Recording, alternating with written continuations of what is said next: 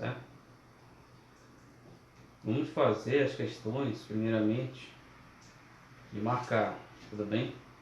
Só para a gente ir recordando algumas definições, alguns conceitos lá dentro da termologia, certo? Marque com X as alternativas corretas abaixo. A escala Kelvin é definida como escala absoluta, embora sua variação seja a mesma da escala Celsius. Aí sim ou não, pessoal? O que vocês acham? Embora sua variação seja a mesma da escala Celsius,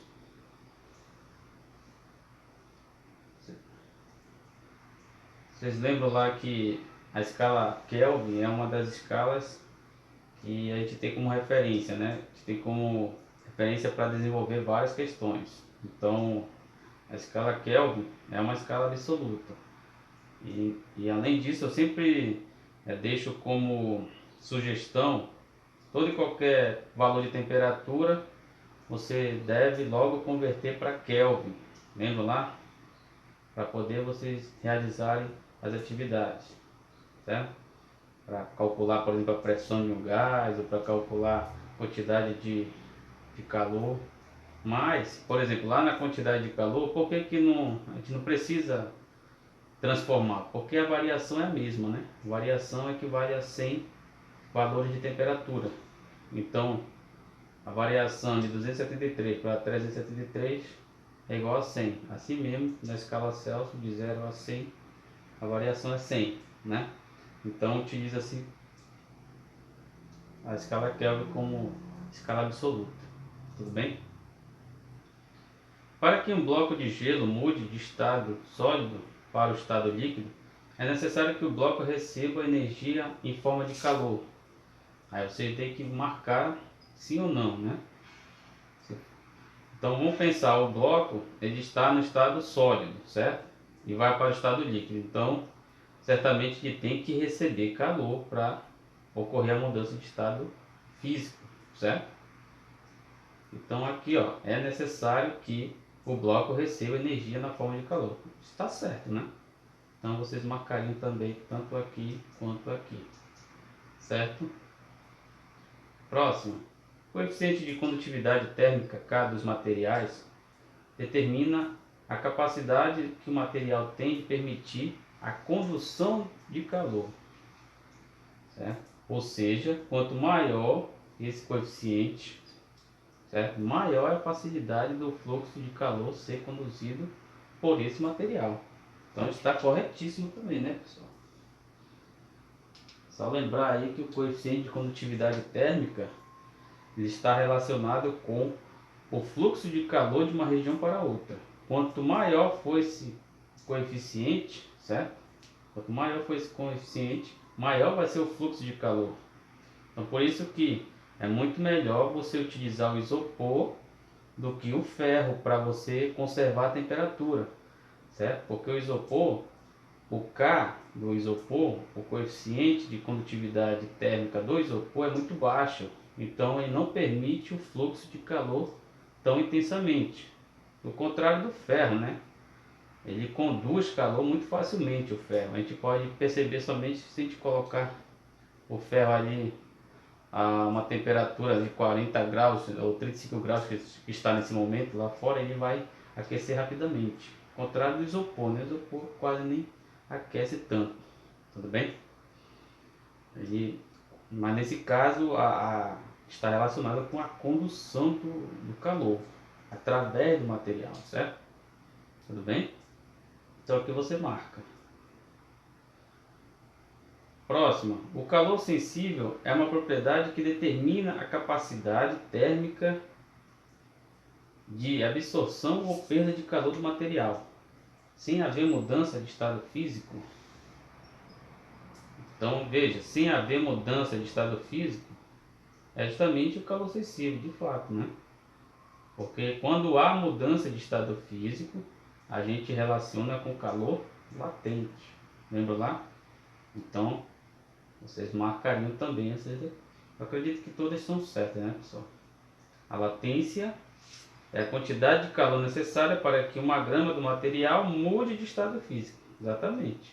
Então, a latência ou calor latente, assim conhecido, né? Ela está diretamente relacionada com a mudança do estado físico do material, certo? É aquela situação, eu posso ter água a 0 graus Celsius no estado sólido, que no caso é o gelo, e água a 0 graus Celsius no estado líquido também. Ambos estados físicos na mesma temperatura. O que difere uma pela outra é justamente a quantidade de calor na forma de calor latente que foi recebido, né, ou foi perdido.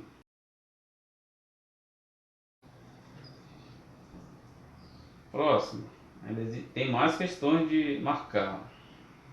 A mudança de estado físico de qualquer substância do estado sólido para o líquido e depois para o estado gasoso ocorre devido ao aumento de energia em sua constituição. Correto, né, pessoal? Veja que quanto mais livre for a molécula, mais energia ela tem. Então, no caso dos gases, as moléculas estão mais livres, certo? No caso dos líquidos, elas estão um pouco mais presas umas às outras. E no caso do sólido, elas estão muito presas umas às outras. Então, o sólido tem uma energia, o líquido tem uma energia maior que o sólido e o gasoso tem uma energia maior que o líquido e o sólido. Tudo bem? Próximo. A convecção é uma forma de propagação de calor que ocorre no vácuo? Sim ou não, pessoal? Não. Ah, essa aqui. Exatamente, aqui não tem que marcar, né? Opa, tá vendo só? Tem que ler uma por uma. A convecção ela acontece no meio material, tá? A única forma de propagação de calor que acontece no vácuo é a irradiação, tudo bem? Acontece no vácuo e em meios materiais também. Precisa de gravidade, né? Como? Até porque para ter convecção precisa de gravidade, né? No caso, a propagação de calor, a convecção é característica mais por conta do ciclo que ocorre, né? Do próprio material. Aí como é que eu posso pensar no ciclo que ocorre no vácuo? Não existe matéria, esse ciclo não vai acontecer, certo? Tudo bem? Então, está errado essa questão, não deveria marcar. A condução é uma forma de propagação de calor que ocorre em meios materiais, de uma região para outra, sem variação brusca de densidade do meio.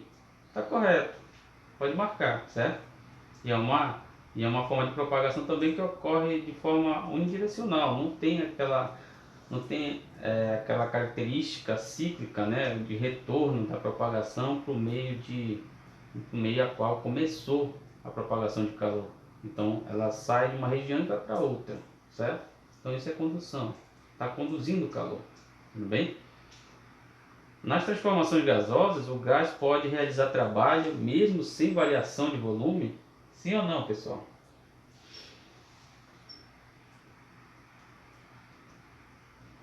Olha só.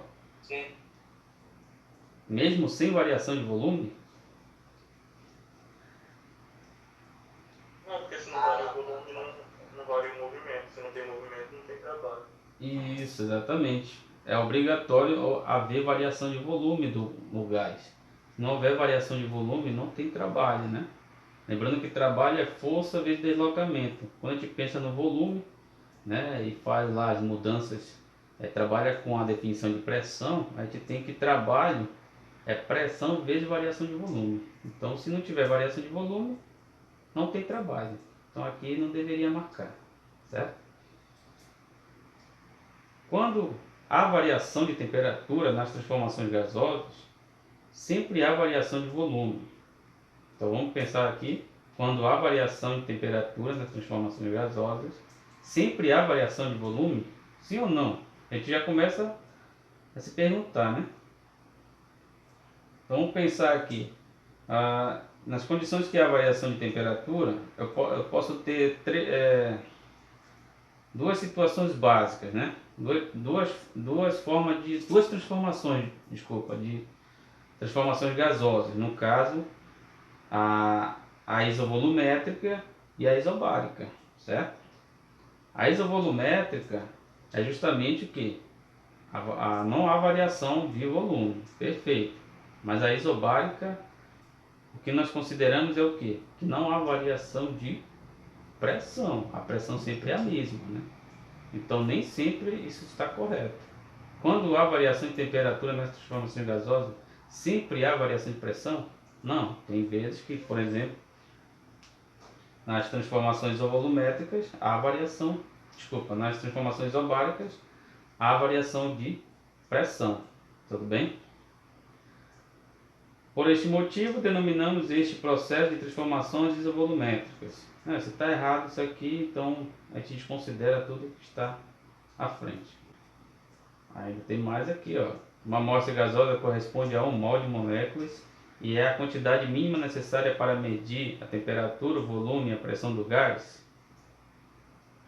A gente viu isso na aula, né? Essa parte de amostra gasosa, exatamente isso. É a quantidade mínima necessária para medir temperatura, volume e pressão, certo? Se define a amostra gasosa a quantidade mínima para medir as 3 variáveis de estado, tudo bem? Da equação de Clapeyron, podemos estabelecer a constante universal dos gases, que é 0,082 atm vezes litro por mol Kelvin, pois qualquer mol do gás a 0 graus Celsius ocupa 22,4 litros de volume e exerce 1 atm de pressão. Verdade. Perfeito, né, pessoal? A gente viu até um exemplo desse aí na nossa aula, certo? Nos processos isotérmicos, a pressão sempre é constante? Opa! Falso. É falso, né, pessoal? Processos isotérmicos, a temperatura é constante, tudo bem? Quando há variação de volume do gás, identificamos que ele realizou trabalho. Agora sim, né, pessoal? Então, se você notou que houve variação de volume, você pode perfeitamente relacionar com alguma atividade, né, do gás realizando o trabalho. Primeira questão: um bloco de gelo de massa Mg igual a 5 gramas e temperatura inicial Tg igual a 0 graus Celsius é submerso em 20 centímetros cúbicos de volume de água e temperatura inicial igual a 25 graus Celsius. Calcule a temperatura final da água no momento em que o gelo é totalmente derretido.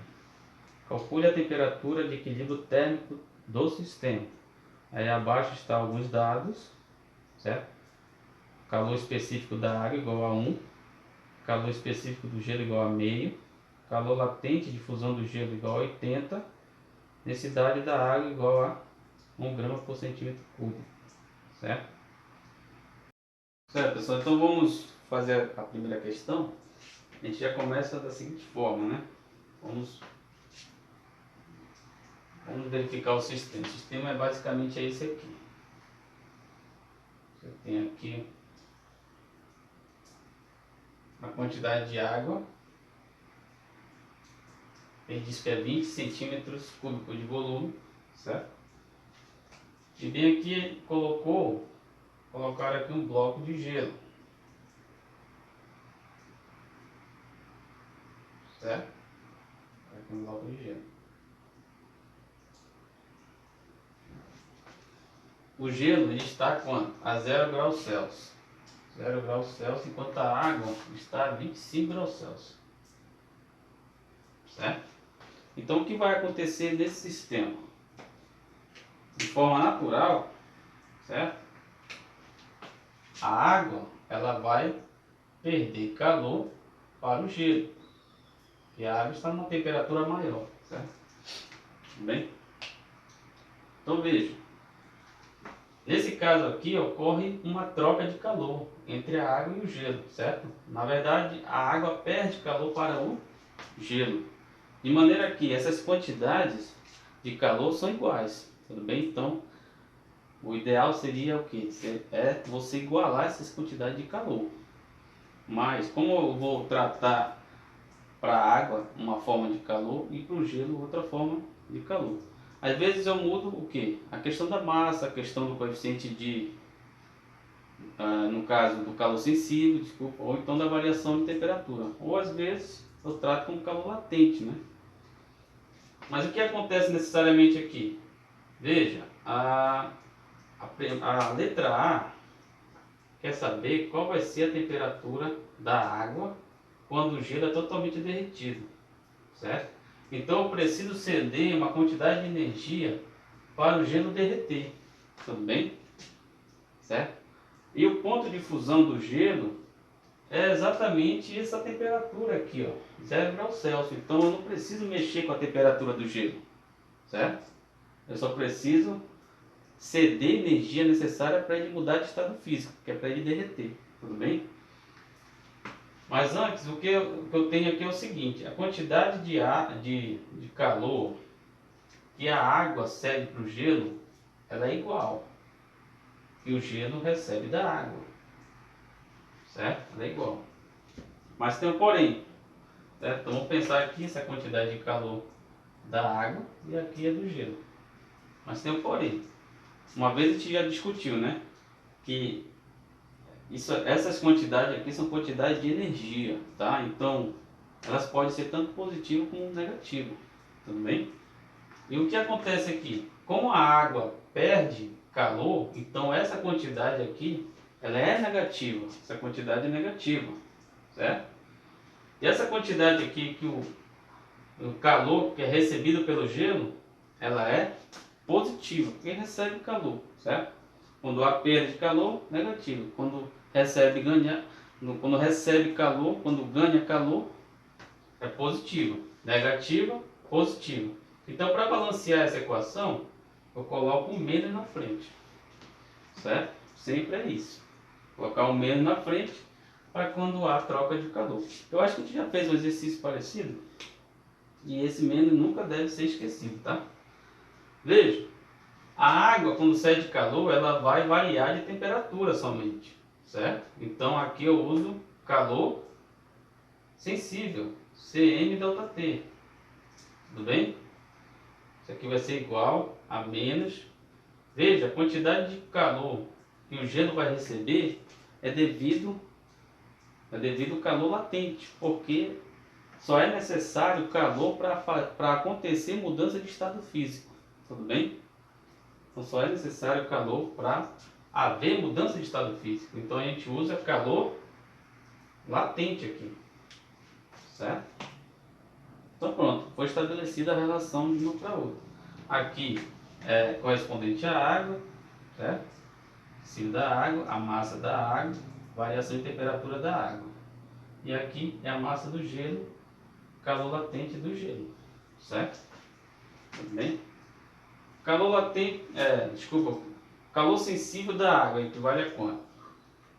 Tá lá no, esqueci de colocar, né? É 1 caloria por grau Celsius. Equivale a 1, tudo bem? A massa da água. Ah, massa não tenho, mas eu tenho volume de água e também tenho a densidade, né? Então vamos fazer um rascunho aqui rapidinho. A densidade é massa sobre o volume. A densidade da água é igual a 1 grama por centímetro cúbico. A massa é o que eu quero, o volume de água é 20. Então a massa é 20 gramas, certo? Então vou colocar bem aqui, ó. A massa da água é quanto? 20 gramas. Então já vou colocar aqui 20. Tudo bem? Temperatura final da água é o que eu quero. Após essa troca de calor, qual é a temperatura final da água? Vou chamar de T. Tudo bem? Qual é a temperatura inicial da água? 25. Fecha parênteses, isso aqui vai ser igual a menos massa do gelo é quanto? 5. A latência de fusão do gelo é quanto? Se não me engano é 80, né, pessoal? Chequem aí para mim. Essa latência do gelo aqui é um... Sim, é 80. 80, obrigado. 80 calorias por grama, certo? Vou colocar aqui 80. Pronto, agora é só isolar a temperatura final na condição de que a água cede calor somente para haver mudança de estado físico para o gelo. Tudo bem? Isso aqui vai ficar quanto? Vai ficar 20T, 1 vezes 20 é 20, vai ficar 20T E aqui vai ficar quanto? Vai ficar menos, fazer devagar, 20 vezes 25. Isso aqui é igual a menos 5 vezes 80 é quanto? Isso aqui dá 400, certo? Tudo bem? 20 vezes 25 dá 500. Isso aqui é negativo, né? Passa do outro lado positivo. Então vai ficar 20t é igual, vai ficar 500 menos 400. 20t é igual a 500 menos 400, 100. Temperatura vai ser quanto? Vai ser 100 dividido por 20. Tudo bem? Tá dando para chegar aí? Então, quanto é que vai ser a temperatura final da água? Vai ser igual a 5 graus Celsius. Tudo bem? Então, veja, foi colocado 5 gramas enquanto em 20 gramas de água. 5 gramas de gelo em 20 gramas de água. A troca de calor aconteceu quando o gelo é totalmente derretido.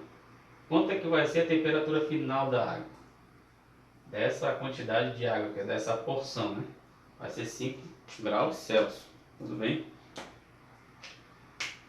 Veja, essas situações acontecem muito ao mesmo tempo, certo? À medida que o gelo vai derretendo, aqui já vai haver troca de calor devido à variação de temperatura.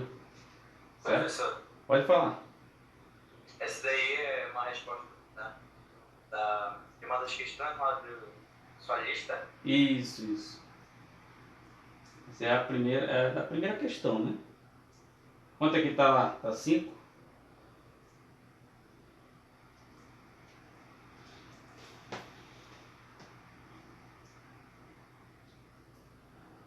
Certo? Tá certo, tá certo. Então, qual é a situação aqui? Quando o gelo derrete, a gente tem que pensar que o sistema ficou desse jeito aqui, ó. Uma parcela de água, essa parcela correspondente a 20 centímetros cúbicos de água, certo? Pensar aqui, essa parcela aqui ficou a 5 graus Celsius, e essa parcela aqui que eu demarquei, isso aqui continuou quanto? 0 graus Celsius. Tudo bem? Então é como se o gelo derretesse ali, certo? Mas a gente tem que pensar dessa forma porque a gente tem que fazer passo a passo a questão. A gente sabe que não acontece isso, né? A água não fica separada. 5 graus Celsius para um lado e 0 graus Celsius. Não. Mas a gente tem que fazer passo a passo para poder a gente chegar, por exemplo, a temperatura de equilíbrio térmico ou pensar como é que ficaria a questão na condição de que o gelo derretesse ali, né? Certo? Tudo bem? Então, basicamente, a gente sai desse sistema e chega nesse aqui, na condição que o gelo, né, já não seja mais gelo, já esteja no estado líquido, certo? No caso, converteu-se em água. Tudo bem? Certo? Aí quando a gente for em busca do equilíbrio térmico dessa situação, a gente já parte daqui, ó. Aí a gente já considera a temperatura inicial da água igual a 5 graus Celsius e a temperatura inicial da água, que era gelo, 0 graus Celsius. Aí vai ocorrer a troca de calor, certo? Que acontece, como eu insisto em dizer, acontece tudo simultaneamente, mas a gente tem que separar, né, as trocas de calor, o sistema para a gente analisar corretamente, certo? Tudo bem? Então, copiem aí se for o caso, para vocês copiarem rapidinho, que a gente já vai partir para a letra B, certo?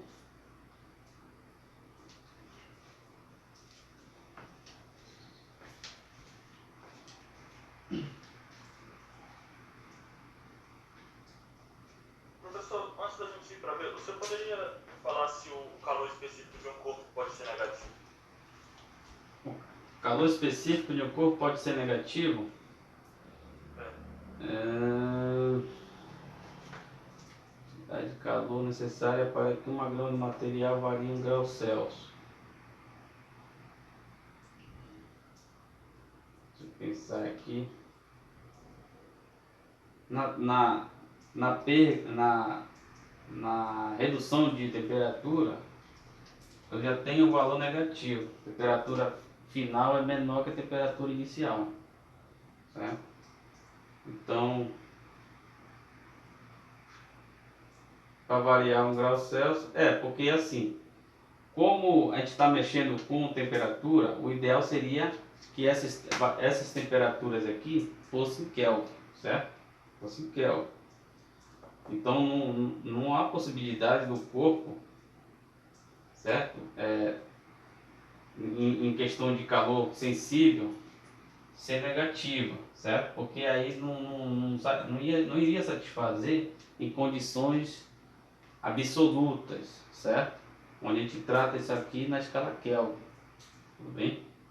Então, de fato, o calor sensível é uma unidade a qual você pode considerar perda ou ganho de calor. Então, é 1 caloria por grau Celsius para variar para mais ou para menos, tudo bem? Certo? É 1 caloria por grau Celsius para variar para mais ou para menos, certo? Agora, é difícil pensar num argumento em que um calor específico seja negativo. É muito difícil, certo? Só se o corpo perdesse energia naturalmente, não sei. Tudo é possível, né? Já viu argumentos de que existe massa negativa? Como é que é possível isso? Então, pelo menos aqui desse nosso contexto, sempre vai ser positivo, tudo bem? Sempre vai ser positivo. Agora aqui não. Essa quantidade aqui, o calor latente, e pode ser negativo. Mesmo porque, só pensar, né? A massa vai ser positiva. Como a gente pode ter quantidade de calor negativa, então há a possibilidade dessa constante ser negativa. E mesmo que isso interprete o quê? Se for negativa, é a quantidade de energia que é perdida para que o corpo mude de estado físico. Basicamente, essa é a interpretação que nós temos, certo? Então, essa quantidade aqui pode ser negativa, mas essa não pode ser. Tudo bem? Tudo bem. Boa pergunta, garoto. Isso aí. Copia aí rapidinho, deixa eu só pegar um cafezinho. Depois do almoço dá um sono aqui. Te falar, hein?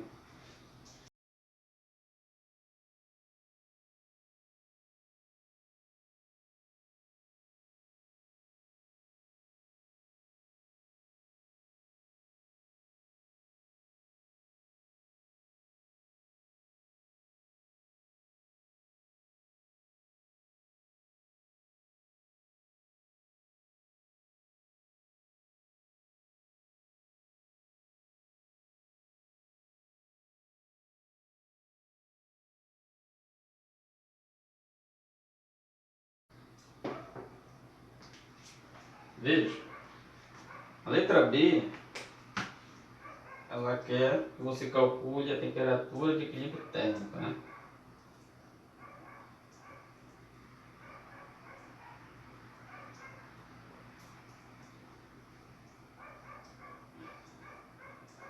Equilíbrio térmico, certo? Então, o ideal é que a gente já parte desse sistema, tá?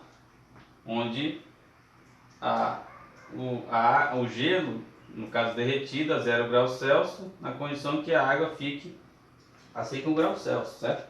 Então, novamente, no momento que fica essa situação, certo? A gente pode pensar novamente que a água vai ceder calor, essa porção inicial de água vai ceder calor para a nova porção de água, certo? Então tem que considerar que já não é mais gelo e sim é água, tudo bem? Então essa quantidade de calor, certo? Cedida para a água vai ser igual a menos a quantidade de calor recebida para a nova porção de água, certo? Mas para efeito de notação, eu vou considerar aqui água novamente e aqui eu vou considerar gelo, certo? Mas depois a gente faz a mudança lá no calor específico, porque não é gelo, é água, tá?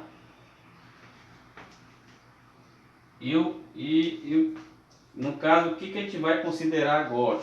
Vai considerar somente o que? Variação de temperatura. Não há mais mudança de estado físico para essa situação, tudo bem? Então, enquanto a água cede calor, a nova porção de água recebe, mas recebe calor para somente haver mudança de temperatura, variação de temperatura. Então, a gente usa calor sensível para ambos os lados da equação, certo? Então, aqui é C M delta T é igual a menos C M delta T, tudo bem? Só que aqui é o que? Calor específico da água, que é a massa da água, variação de temperatura da água. Aqui menos, aqui o calor específico vai ser de quem? Da água, certo? Porque agora é água. Isso aqui é quase uma pegadinha, né? Que a gente pode pensar que é gelo e colocar 0,5, cadê? Do gelo não coloquei aí, né? Mas é 0,5 do gelo, certo? A água, aqui é a massa. Eu vou colocar a massa G, que era do antigo gelo, porque a massa não altera. E aqui variação da nova. Vou colocar gelo aqui também, que é a nova água, tudo bem? Só para a gente não confundir. Aqui vai ser 1. A massa de água é quanto? 20. A variação da água é quanto? Então eu vou chegar a uma temperatura de equilíbrio térmico, no caso então vai ser uma temperatura final, vou chamar de T, menos uma temperatura inicial da antiga porção de água, que no caso é 5, certo? Que vai ser igual a menos, aqui vai continuar sendo 1, aqui vai ser 1 porque é água também. Aqui é a massa do antigo gelo, que não muda, né? Então é 5. Massa do gelo. E aqui é a variação da nova porção de água, certo? No caso, vai ser uma temperatura final, que é a temperatura de equilíbrio térmico, menos uma temperatura inicial, que é de quanto? Que é de 0 agora. O novo sistema. Tudo bem? Aí qual é a intenção agora? É calcular tudo e isolar o T. E o T vai ser justamente a temperatura de equilíbrio térmico, que é uma temperatura final. E vai ser tanto para uma porção de água quanto para outra. Na verdade, todo o sistema vai estar nessa temperatura final aqui. Tudo bem? Como é que fica? Multiplico aqui. Vou multiplicar só aqui porque o outro vai ser 0. Vai ficar 20T. Tudo bem? Menos 20 vezes 5. Vou colocar aqui 20 vezes 5. Aqui vai ser 5, negativo, então vai ser menos 5. T. Tudo bem? Letra para um lado, número para o outro. Então aqui eu vou trazer para cá. Então vai ficar 20T, negativo passa positivo. 5T. É igual a quanto? Isso aqui é igual a 20. Desculpa, igual a 100. Vai para o outro lado positivo. Tudo bem? Como é que fica? 20T mais 5T. 25T. Igual a 100. Passa 25 dividindo. Certo? Passa 25 dividindo. Temperatura de equilíbrio térmico vai ser quanto? Igual a 4 graus Celsius. Tudo bem? Tá dando para enxergar aí? Professor, Pode falar. tem como você explicar de novo só essa parte do começo aí? Certo. Veja. O sistema da letra A era esse. Aí a gente calculou a temperatura final da água para que o gelo mudasse de estado físico, tudo bem? Então, ficou esse sistemazinho aqui, a 0 graus Celsius do gelo, que virou água, a mesma temperatura, e a temperatura final da porção inicial de água, que foi essa aqui, caiu para 5, certo? Só que agora o que acontece? Eu quero a temperatura de equilíbrio térmico, então eu já vou partir da interpretação desse novo sistemazinho aqui, tudo bem? Onde a porção inicial de água vai ceder calor para a nova porção de água, no caso o gelo que virou água, certo? Porque a temperatura da porção inicial de água é maior que a da nova porção de água, que é 0 graus Celsius. Tudo bem? Então veja, eu quero a temperatura de equilíbrio térmico, mas a gente tem que pensar, nessa situação vai haver mudança de estado físico? Não vai haver, certo? Não vai haver mudança de estado físico. Então vai haver variação de temperatura, tanto para uma porção quanto para outra. Então a gente usa calor sensível, para um lado para a água e para o outro lado para a nova porção de água, né? Que no caso era gelo, certo?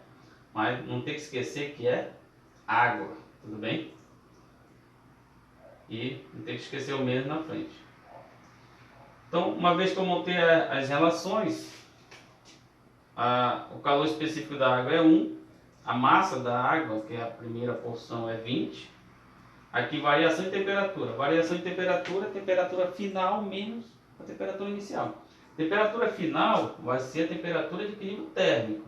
Quanto uma aumenta, a outra diminui de temperatura, certo? Até ficar a mesma temperatura.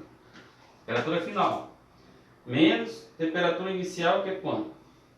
Que é esse sistema aqui, que é 5, certo? Igual a menos calor específico, mas aqui não coloco do gelo, já coloca da água, porque virou água, né? É 1. Massa do gelo, 5. Seria a massa da água, mas a massa do gelo é a mesma. A massa não varia quando muda de estado físico, certo? Variação de temperatura do gelo, que é a nova água, é a temperatura de equilíbrio térmico menos temperatura inicial, que é 0. Tudo bem? A gente desenvolve a relação, multiplica aqui dentro do parênteses, fica 20t menos 20 vezes 5. E do outro lado, só multiplica aqui no t, porque qualquer número vezes 0 é qualquer 0. Então, aqui no caso vai sobrar só 5, menos 5t. Tudo bem? Se aqui está negativo, passa positivo para o outro lado. Essa quantidade é negativa, passa positivo, que é 100. Tudo bem? Quando vai somar, vai ficar 25t igual a 100. Passa dividindo 25. A gente tem a resposta aí da temperatura de equilíbrio térmico. Tudo bem? Que é exatamente igual a 4 graus Celsius. Uma questão de interpretação da temperatura de equilíbrio térmico.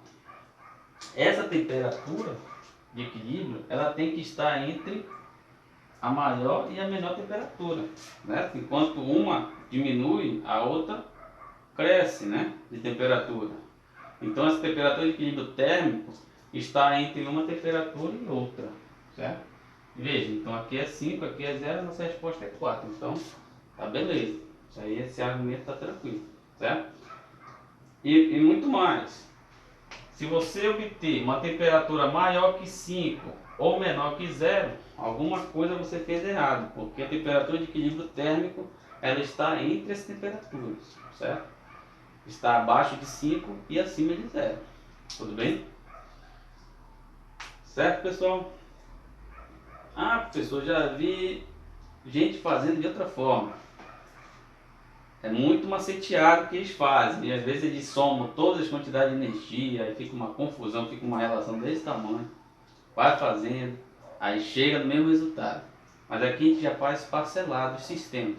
A gente vê a condição para o gelo derreter, aí depois a gente verifica a troca de calor para um novo sistema. Certo? Tudo bem? Só um momento. Rapidinho. Sexta questão.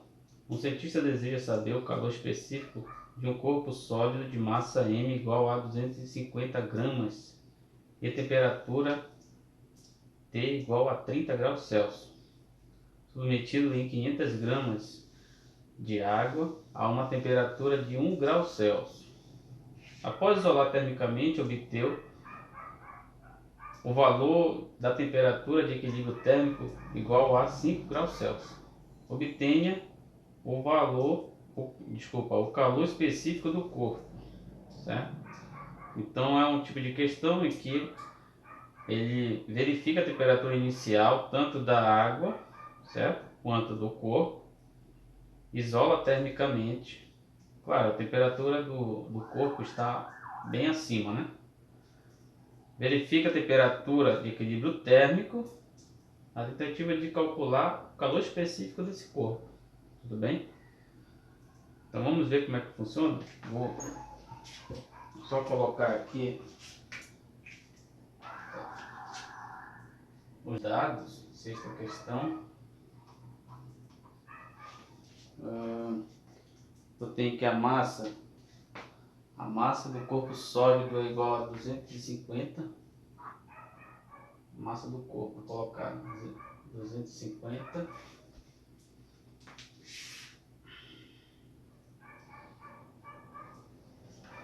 250 gramas. Temperatura do corpo 30 graus Celsius, certo? Metida em 500 gramas de água. Então, a massa da água, quanto? 500 gramas.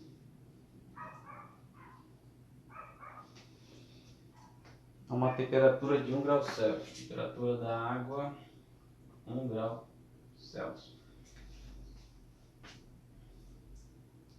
A temperatura de equilíbrio térmico, eu vou chamar só de T. 5 graus Celsius. A gente quer saber o calor específico do corpo.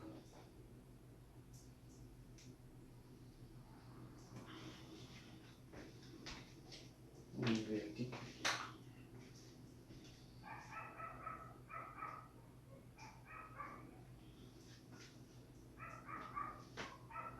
Só ver se foca mais.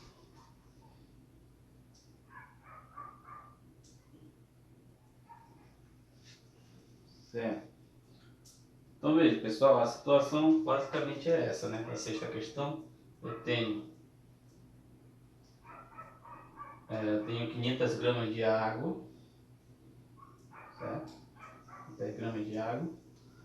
Aí eu coloco um corpo de 250 gramas.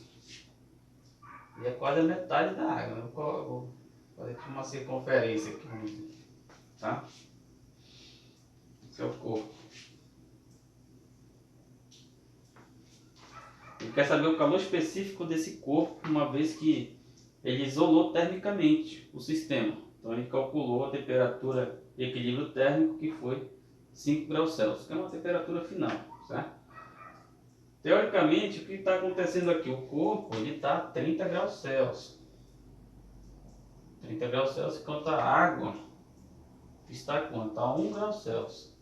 Então a água está bem resfriada, né? Está bem fria, enquanto o corpo está uma temperatura bem mais, um pouco maior que a temperatura ambiente, né?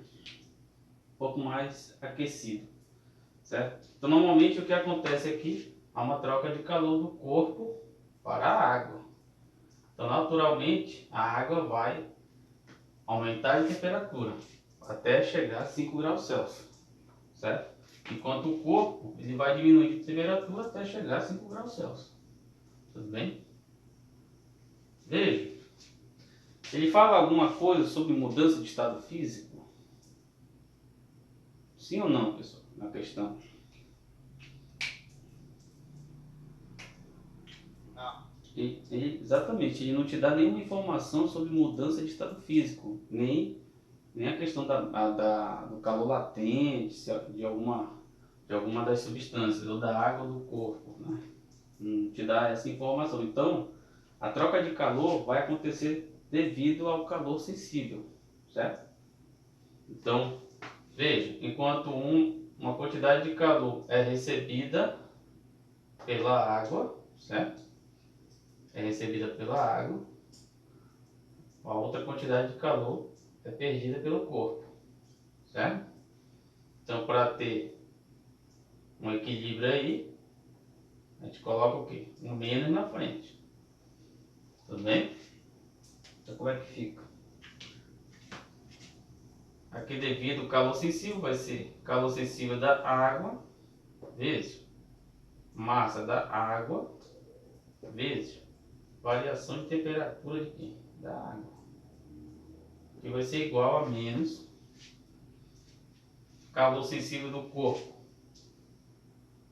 Então, aqui calor sensível do corpo vezes, vou colocar CC, massa do corpo, MC, variação de temperatura do corpo. Tudo bem? Agora se substituir os valores, certo? Calor específico da água, não coloquei aqui, que vale a 1 caloria grau Celsius, certo? Vale a 1. Massa da água, 500. Variação de temperatura da água, temperatura final, que vai ser temperatura de equilíbrio térmico. Vou colocar aqui o T, mas eu vou colocar o 5, tá, pessoal? Temperatura de equilíbrio térmico é a final, que é 5, menos temperatura inicial da água, 1. Tudo bem? Menos esse calor sensível do corpo é o que eu quero. A massa do corpo, 250. Temperatura final, temperatura de equilíbrio térmico, menos temperatura inicial do corpo, 30. Pronto. Agora é só isolar essa quantidade aqui que eu tenho calor específico do material, que no caso do corpo está em estudo, está no sistema, né? Então aqui eu posso subtrair, né? Porque já está dentro do parênteses, vai ficar 500 vezes quanto? 500 vezes 4. 5 menos 1, 4. Isso aqui é igual a menos calor do corpo, o específico, vezes 250 vezes. Quanto é que dá isso aqui, pessoal? Primeiramente isso dá negativo, né? 5 menos 30 dá negativo. Aí eu vou cancelar com esse negativo aqui, ó. Certo? Tudo bem? 30 menos 5, 25. Então pronto, aí já fica tudo positivo, né? Aí o que eu faço? Eu não multiplico, eu passo tudo dividindo, porque pode facilitar as contas. Vai ficar 500 vezes 4 dividido por 250 vezes 25, certo? Tudo bem? Então olha que eu já tenho aqui 500 sobre 250, né? 500 é o dobro de 250, certo? Então vai ficar com essa divisão aqui, essa divisão bem aqui, me dá 2 em cima, tudo bem? Então vai ficar 2 em cima vezes 4 dividido por 25. Tá? E agora, pessoal, como é que fica?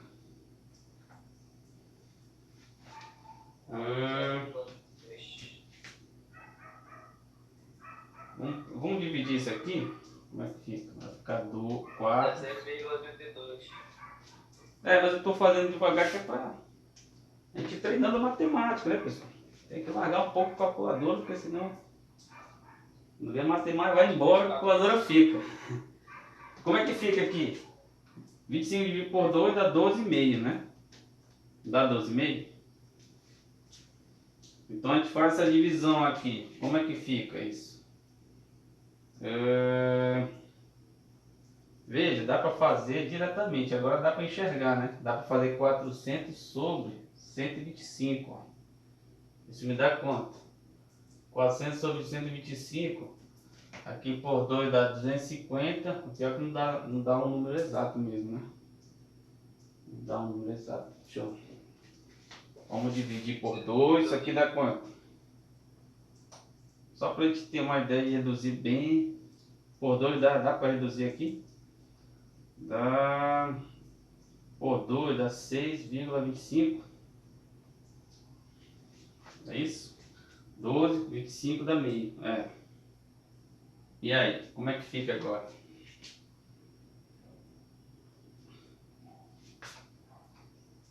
Bora dividir isso aqui. Bora ver quanto é que dá. Isso aqui dá 3, sobra 0. Baixa, fica 25 por 2. 25 por 2 dá quanto? Na verdade sobra o 2, né? Sobra 1 aqui. Sobra 5. 5 por 2 dá 2,5.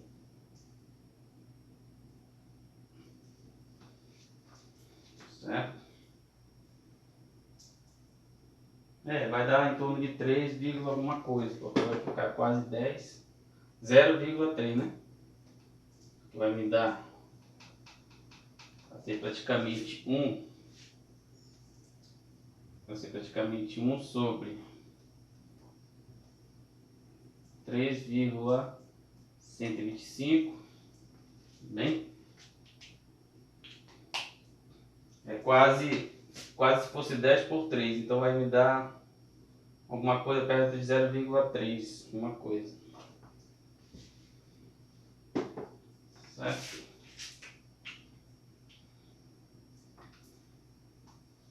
Isso me dá exatamente o quê? 0,32. Certo? Isso aqui, caloria por grau Celsius.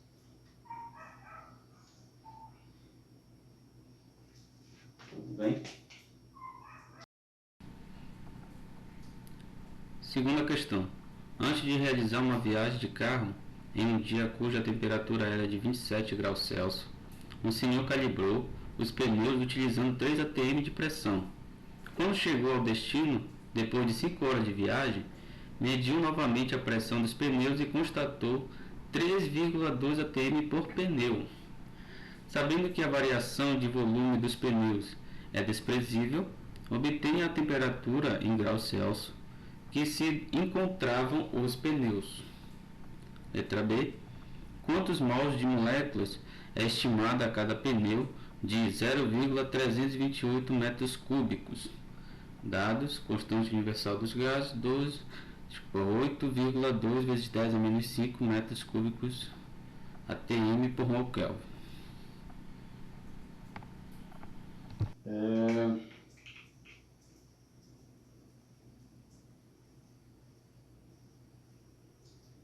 Certo, o dia estava com 27 graus Celsius, então a temperatura, eu vou chamar de temperatura 1, tá?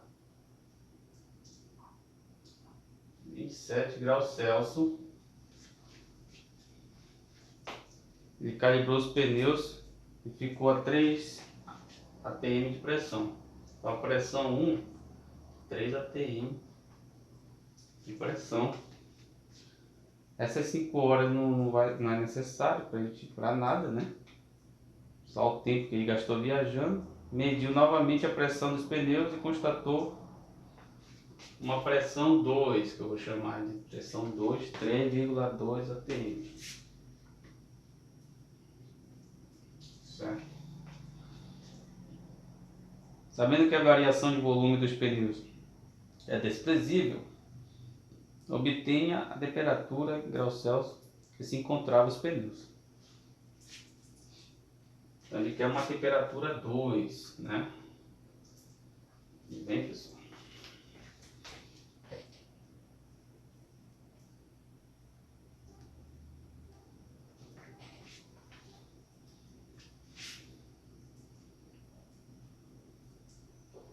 desfocado. Tá, né? Qual é o número da questão?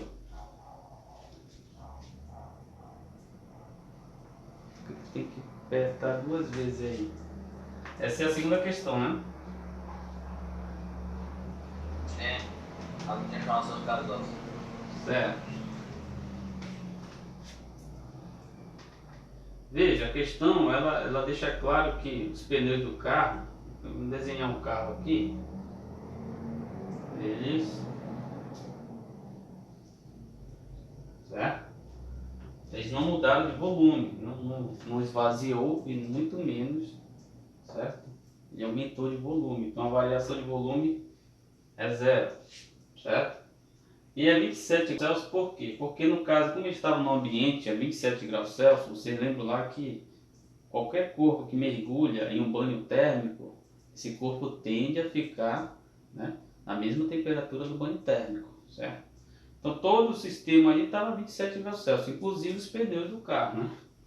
Então aqui, esse tipo de sistema, como não houve variação de volume, a gente tem que considerar que o sistema houve uma transformação gasosa, o que? Isovolumétrica. Tudo bem? Então qual é a relaçãozinha das transformações isovolumétricas, pessoal? Vocês lembram lá? Então eu costumo fazer assim, né? Só por uma questão de PV igual a nRT.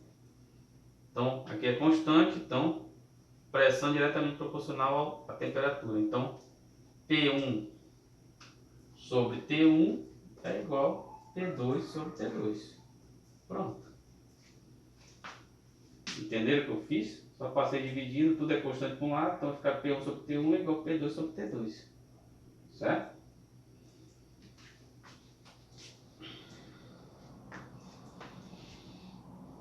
Pressão 1. No caso, estava 27 graus Celsius. 3 atm. Mas aqui eu tenho temperatura. Veja, aqui já é complicado utilizar Celsius. Certo? Porque não é variação. Isso aqui é o valor absoluto da temperatura. Certo? Então aqui eu tenho que transformar em quê? Tem que transformar em quê? Em Kelvin. Então basta somar com 273, certo? Quanto é que dá isso aqui?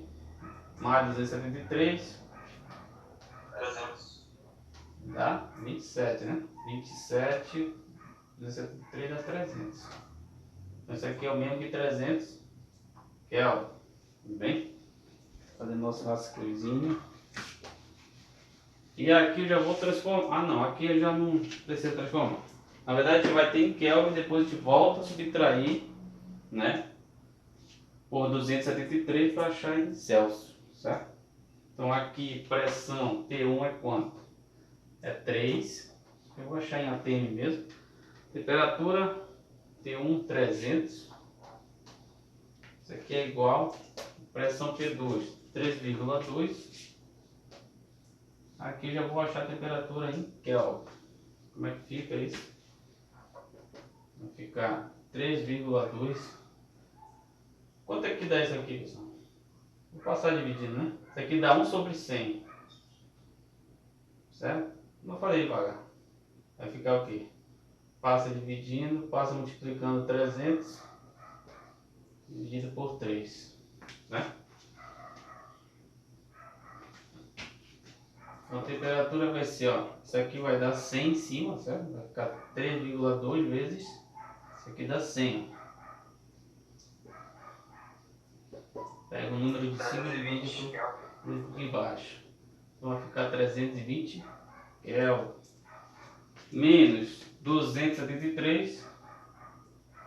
É pra gente achar aqui em Celsius, dá quanto? Quanto? 47. 47 graus Celsius, exatamente. Tudo bem?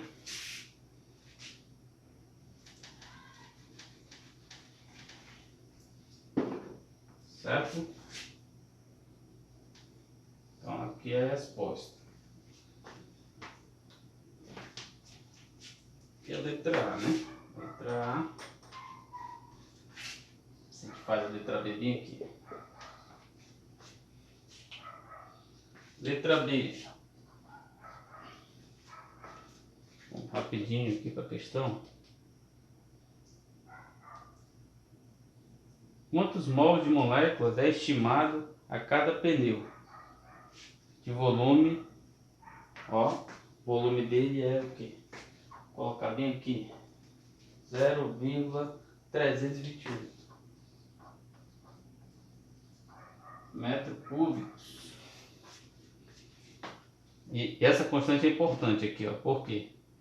Porque aqui vamos trabalhar agora em metros cúbicos, então a constante tem que ser em metros cúbicos.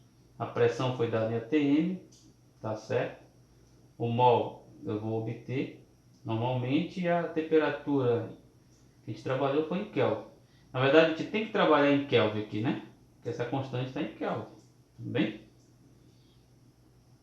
Então vamos lá. Como é que fica? Para a gente achar o número de mols, basta a gente utilizar diretamente a relação de Clapeyron. Mas temos que ter cuidado, porque eu não posso colocar na relação de Clapeyron 3 atm, que é o P1, e a temperatura de 47 graus Celsius. Ou melhor ainda, 320 Kelvin. Certo? Se eu usar o P1, eu tenho que utilizar T1. Se eu usar o P2, eu tenho que utilizar T2. Certo? Não posso utilizar o T2 e o P1, por exemplo. Certo? Então basta, ó, PV igual a nRT. Tudo bem? E é o N que eu quero. Então eu vou utilizar a pressão P1, que é 3, volume 0,328. Isso aqui é igual a N que eu quero. Não vai nem ter espaço, eu acho, né? A constante, deixa eu só verificar aqui, é 8,2 vezes 10 a menos 5. 8,2 vezes 10 a menos 5. Então, não vai dar para gente fazer direitinho essa conta. Professor, Pode falar. por que o senhor pegou o P1?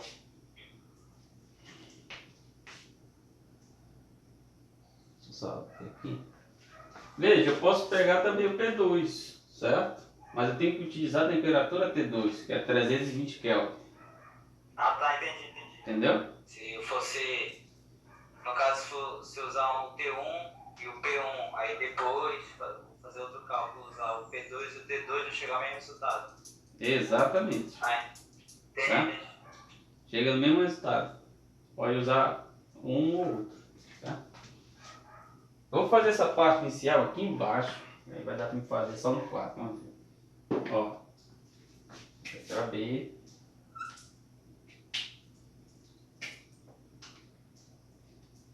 CPV igual a nRT. Pressão uso 3. Volume 0,328 igual a N vezes o R é 8,2 vezes 10 a menos 5.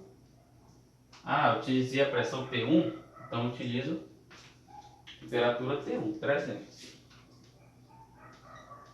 Tudo bem? Então, como é que fica?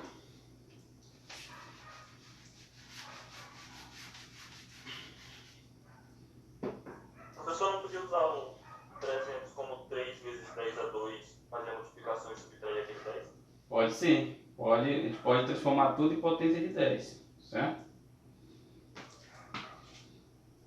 Veja, aqui tem 1, 2, 3 casas. Aqui, com essa 2 vai ficar 3 casas também. Então já posso reduzir tanto no lado quanto do outro, né? Vou pegar aqui, ó. Vamos fazer o seguinte. Vamos reduzir logo essa conta. Tenho 3 aqui. Tenho 300 no lado. Vai ficar 100, tudo bem? Do outro lado. E aqui vai ficar quanto? 3,28 vezes 10. Quantas casas? 1, 2, 3, né? Na verdade, não é só uma, né? Deixa eu ver aqui uma coisa. Vamos reduzir 3 casas. Aí vai ficar 3 ali, né? Vamos reduzir 3 casas. Então, aumento 3, diminui 3 na potência. Então vai ficar 328 vezes 10 é menos 3. Tudo bem? Igual a N vezes 8,2 vezes. Aqui já dividi, aqui ficou 100, não foi? Então é 10 a segunda, aqui vai ficar 10 a menos 3. Tudo bem? Vai ficar 10 a menos 3 aqui, ó. Certo? Aí já cancelo 10 a menos 3 de um lado com o outro lado. Isso aqui vai me dar o quê?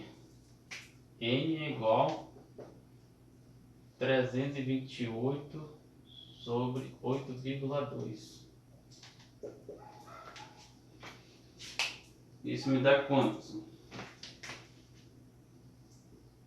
Vamos ver por 4 vai dar 8, 30, 32. Pronto, é isso aqui, ó. Na proporção dá a 4, né? Ó, isso aqui dá 4, certo? Só que eu aumentei uma casa aqui, tem que diminuir. Menos 1. Tudo bem?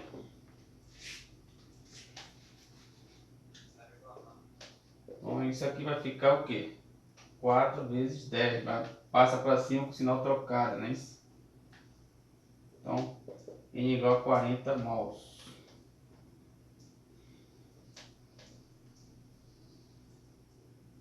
mol. Tudo bem? Entenderam aí a potência de 10?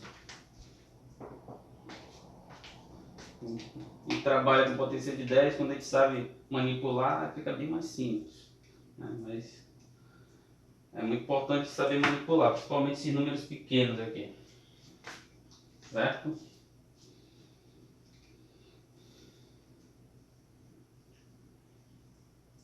Alguma dúvida, pessoal? Acho que a dúvida que vocês tinham já...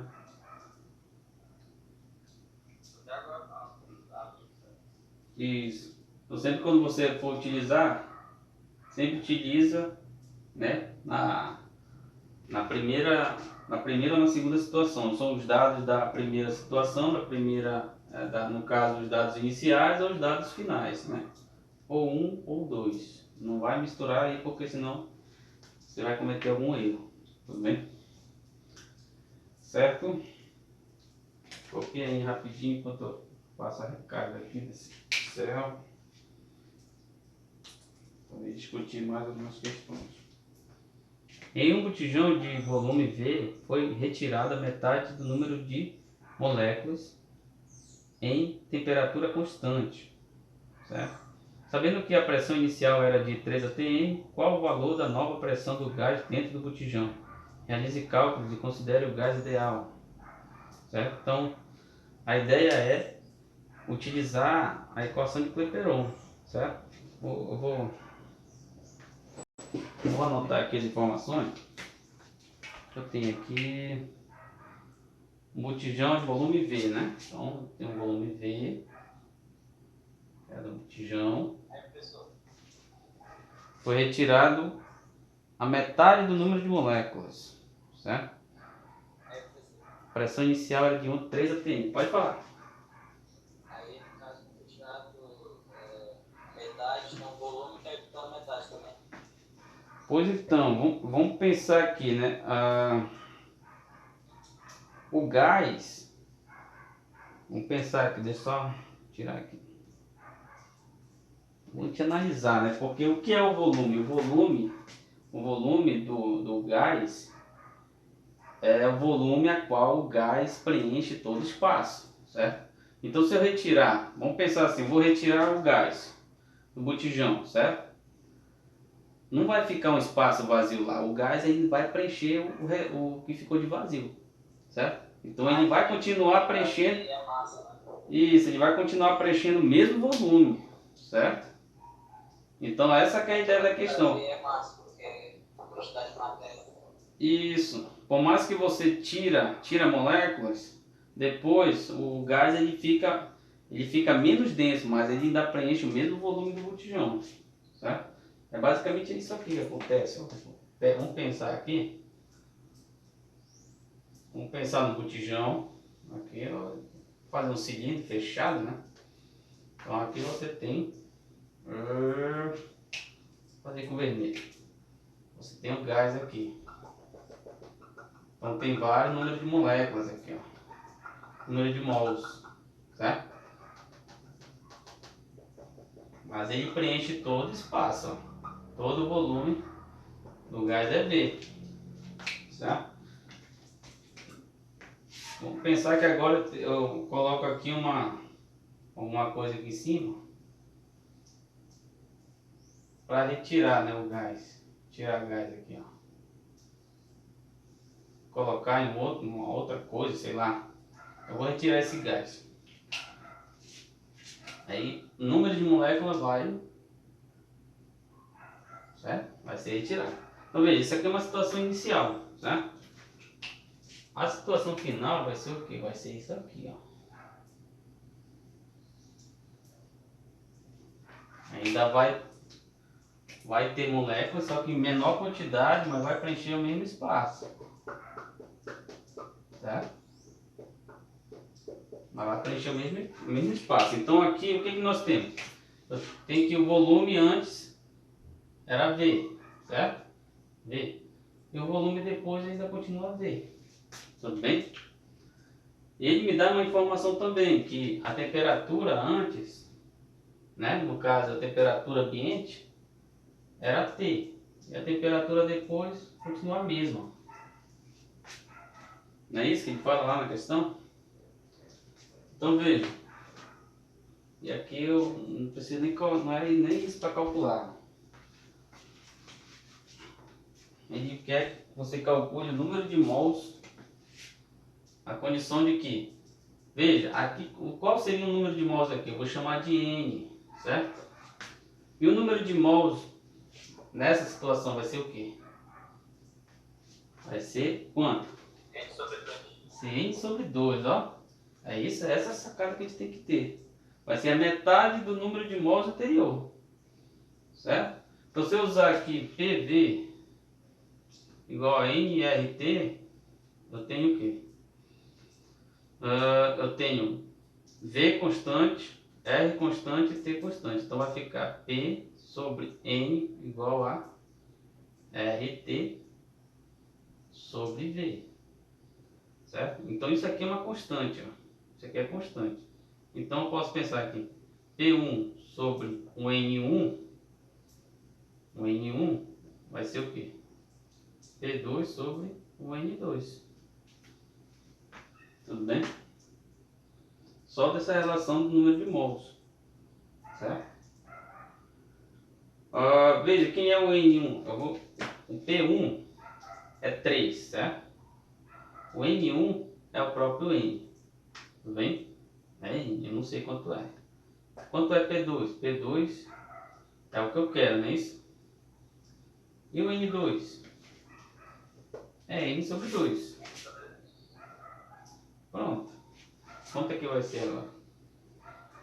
Esse N cancela com esse E, não é isso? Vai ficar como? Vai ficar basicamente que pressão 2 vai ser igual a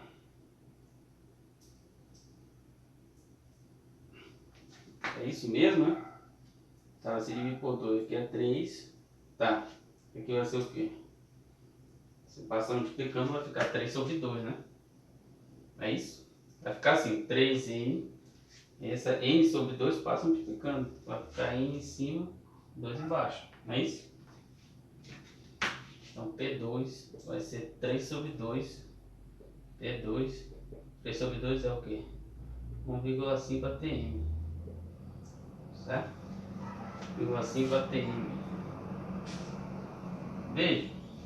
Na situação em que o gás, que acontece essa situação, certamente a pressão do gás ela tem que diminuir, porque o número de moléculas que vai colidir na mesma condição de temperatura e volume vai ser menor, certo? Então a pressão lá dentro ela tem que diminuir.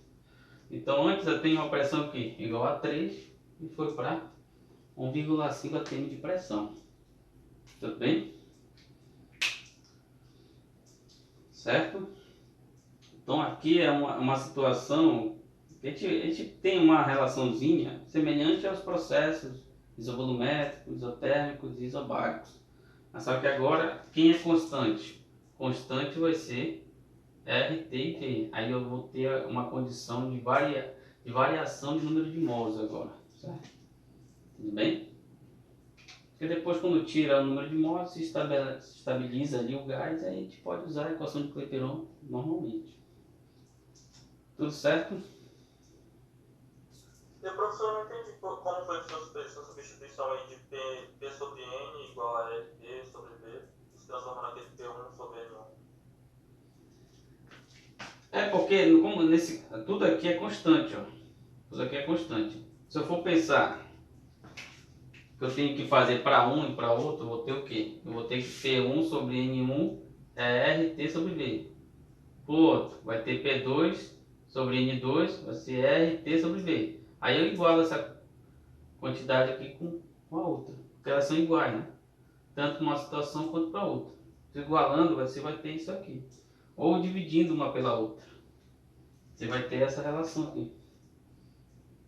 Entendeu? Entendi. Então só fazer para 1 vai ficar P1 sobre N1 constante. Para 2, P2 sobre N2 constante. Vai ter a mesma constante. Então iguala essa constante de lá com essa constante daqui, eu tenho. Ou divide uma pela outra, dá a mesma coisa. Certo, pessoal? Tudo bem? Então tá aí, vocês... Beleza. Essas questões aí para vocês. Aí fica para vocês fazerem aí a da panela de pressão, certo? Qualquer dúvidas mínimas, eu posso sanar aí também, tá? Não vou dar resposta, mas vocês têm que pensar um pouquinho de respeito à questão, isso é importante, tá bom?